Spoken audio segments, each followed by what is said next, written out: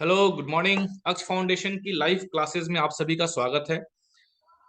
इन सारी वीडियो श्रृंखला में हम लोग आपको अनुवाद अभ्यास के बारे में बात कर रहे हैं, लगातार ट्रांसलेशन प्रैक्टिस, जो कि आपको बहुत सारे वेरियस एग्जाम्स में काम में आ सकते हैं। जैसे स्टाफ सिलेक्शन कमीशन के द्वारा जो जेएसटी की एग्जाम लिया जाता है, उसके अलावा वेरियस अलग अलग विभागों में, अलग अलग हाई कोर्ट्स में, सुप्रीम कोर्ट में और अलग अलग विभागों में जो अनुवादकों के लिए परीक्षा ली जाती है और उनके जो पेपर होते हैं उसमें इस तरह के अनुवाद वीडियोस आपको काफी काम आएंगे।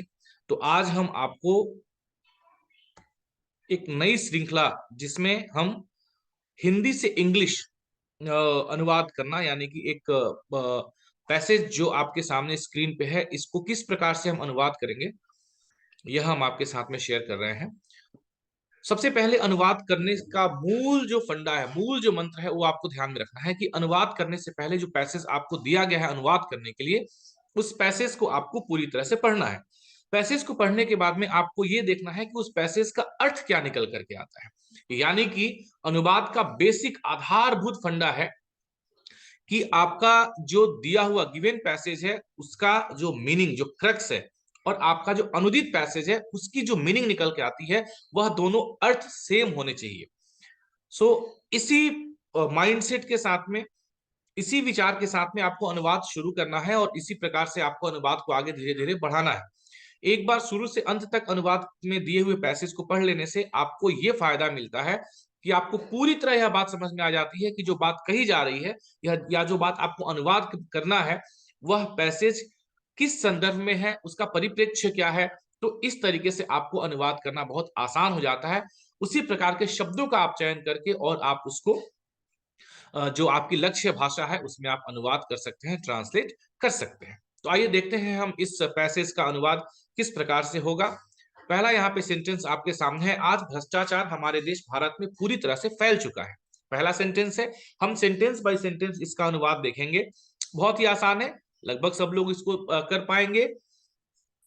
Today corruption has spread completely in our country. Today corruption has spread across our country completely. अलग अलग तरीके से भी इसको आप अनुवाद कर सकते हैं। Today corruption has completely reached to every end of our country, है ना। और आप कह सकते हैं कि here today corruption has made a way to everywhere in our country. तो अलग अलग तरीके से आप इसको अनुवाद कर सकते हैं। कहने का मतलब यह है कि आपका जो अर्थ है वह बिल्कुल वही निकल करके आना चाहिए जो दिए हुए सेंटेंस का अर्थ है इस पैसेज के संदर्भ में। भारत में आज लगभग सभी प्रकार की आईटी कंपनियां, बड़े कार्यालय, अच्छी अर्थव्यवस्था होने के बावजूद भी भारत पूरी तरीके से विकसित होने की दौड़ में बहुत पीछे है। ये एक अच्छा सेंटेंस है, आइए देखते हैं। In India today, despite having almost all types of IT companies, large offices, good economy, India is far behind in the race to be fully developed. तो इस तरीके से आप इसका अनुवाद कर सकते हैं। इसका सबसे बड़ा कारण भ्रष्टाचार ही तो है। इसका सबसे बड़ा कारण भ्रष्टाचार ही तो है। The biggest reason for this is corruption. The biggest reason for this is corruption. अब यहाँ पे भ्रष्टाचार ही तो है, तो इस जाल भ्रम में न फंस जाए कि अब ही तो है का हम किस प्रकार से अनुवाद करेंगे, ही का अनुवाद क्या आएगा। मैं बार बार ये कहता हूं कि शब्द अनुवाद में न जाए, आपका भाव वही निकल करके आना चाहिए। चाहे वह समाज का कोई भी व्यक्ति क्यों न हो, सरकारी कर्मचारी हो या कोई राजनीतिक नेता, शिक्षा का कार्य क्षेत्र हो, हर जगह भ्रष्टाचार ने अपना घर बना लिया है। Be it a government employee और political leader, be it the field of education, corruption has made its way everywhere. Made its home यहाँ पे है, मेड इट्स वे एवरीवेयर भी ज्यादा अप्रोप्रिएट आपका इसके लिए हो सकता है। Corruption has taken shelter everywhere हो सकता है। करप्शन हैज एंटर्ड एवरीवेयर यहाँ पे हो सकता है। तो इस तरीके से आप इसको अनुवाद कर सकते हैं। आज भ्रष्टाचार कुछ इस प्रकार से भारत में फैल चुका है कि कहीं कहीं तो भ्रष्टाचार के बिना काम ही नहीं होता है। Today, corruption has spread in India in such a way that in some places without corruption, no work is done.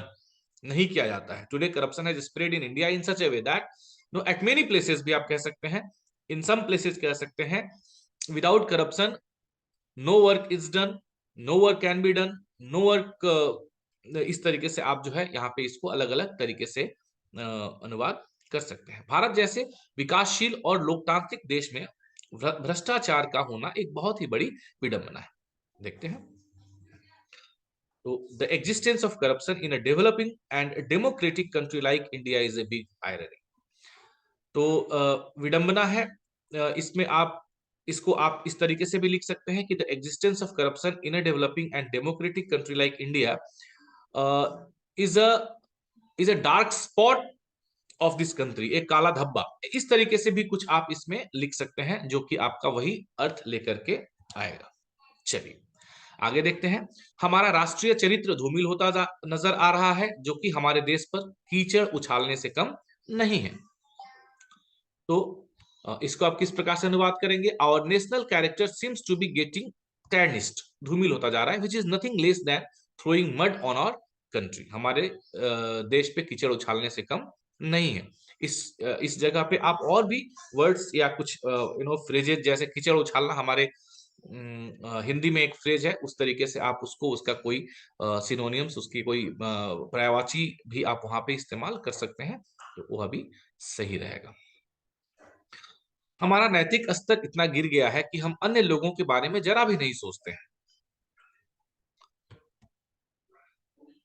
Our moral standard is so low that we don't even think about other people. Our moral standard is so low that we don't even think about other people.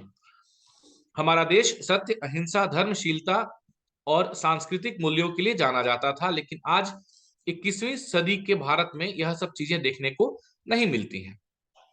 Our country was known for truth, non-violence, religion, modesty, and cultural values. But today, all these things are not seen in 21st century India.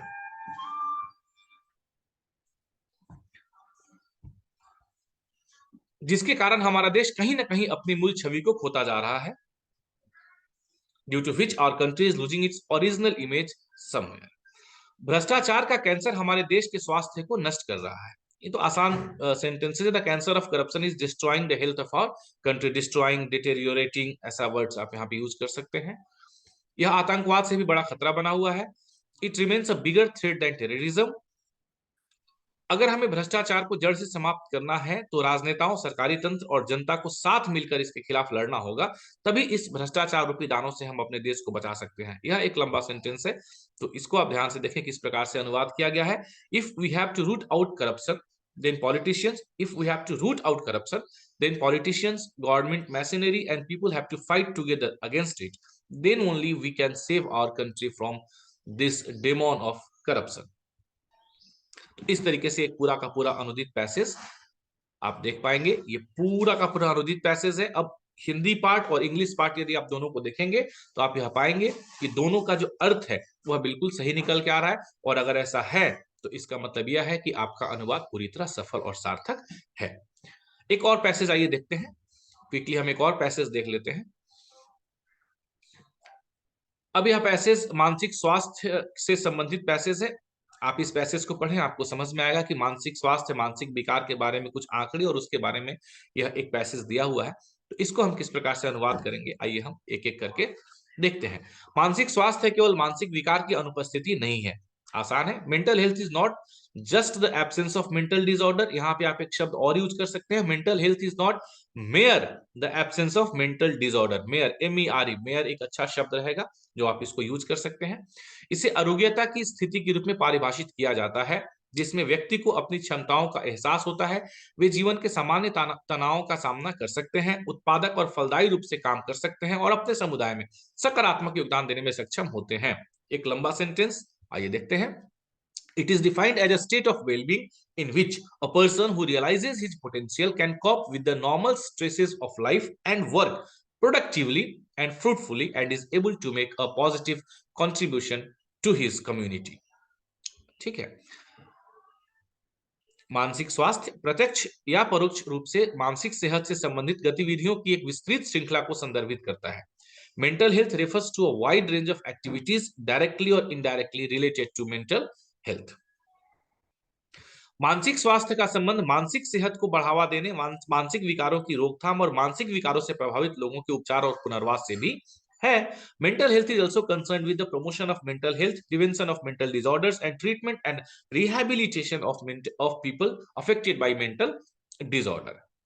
तो इस प्रकार से आप देख पाएंगे कि यह एक हेल्थ से रिलेटेड टॉपिक है, किस प्रकार से जो जो टर्म्स इसमें यूज किए जा रहे हैं, इस टर्म्स और इस फ्लो को आपने समझना है और ऐसे ही आपने अनुवाद आपके एग्जाम में करना है। चलिए, आंकड़े चौंका देने वाले हैं। स्टेटिस्टिक्स आर स्टैगरिंग, आंकड़े चौंका देने वाले। स्टेटिस्टिक्स आर शॉकिंग, ये भी आप लिख सकते हैं, आंकड़े शॉकिंग है। स्टेटिस्टिक्स जो चौंका देने वाला शब्द है हिंदी में, उसके अंग्रेजी पर्याय आप ढूंढ करके, पर्याय आप ढूंढ करके और आप यहाँ पे यूज कर सकते हैं। छोटा सेंटेंस है, अनुवाद करने में और कोई समस्या इसमें नहीं है।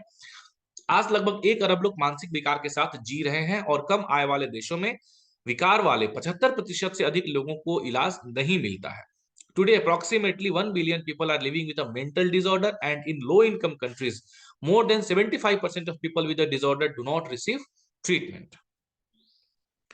हर साल करीब 30 लाख लोगों की मादक द्रव्यों के सेवन से मौत हो जाती है। Every year, around 3 million people die due to drug abuse. Her 40 second में एक व्यक्ति आत्महत्या कर लेता है। सब सारे आसान सेंटेंस है। 1 person commits suicide every 40 seconds. लगभग 50% मानसिक स्वास्थ्य विकार 14 वर्ष की आयु से शुरू होते हैं। About 50% of mental health disorders begins by the age of 14. यह अनुमान है कि 160 मिलियन से अधिक लोगों को संघर्षों, प्राकृतिक आपदाओं और अन्य आपात स्थितियों के कारण मानवीय सहायता की आवश्यकता है। It is estimated that more than 160 million people are in need of humanitarian aid due to conflicts, natural disasters and other emergencies. इसमें एक तरीका और है कि जितने भी वर्ड्स आपको मुश्किल लग रहा है कि वर्ड्स मुझे याद नहीं है या याद नहीं होंगे, आप उन वर्ड्स को उठाइए, उसका सिनोनियम ढूंढिए इंटरनेट से या डिक्शनरी से, और उन शब्दों को उनके साथ कोरिलेट करके याद करने के लिए कोशिश कीजिए। यह जो पैसेज हमने आपको दिया, 2 पैसेज आज हमने आपको प्रैक्टिस कराया, आप इसका स्क्रीनशॉट लेकर के इसको लिख करके और बार बार प्रैक्टिस करें, खुद से अनुवाद करें, फिर उसको मैच करें कि जो दिया हुआ पैसेज है और जो अनुदित हमने आपको पैसेज दिया हुआ है, अनुवाद का जो भाग है, उससे आप कितना मैच कर पा रहे हैं, उसको और इंप्रूव करें। और इस प्रकार से यदि आप प्रैक्टिस करते हैं तो आप अनुवाद में जो मास्टरी है वो हासिल कर लेंगे। So thank you so much.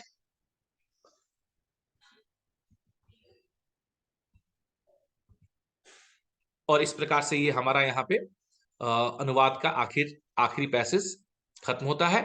So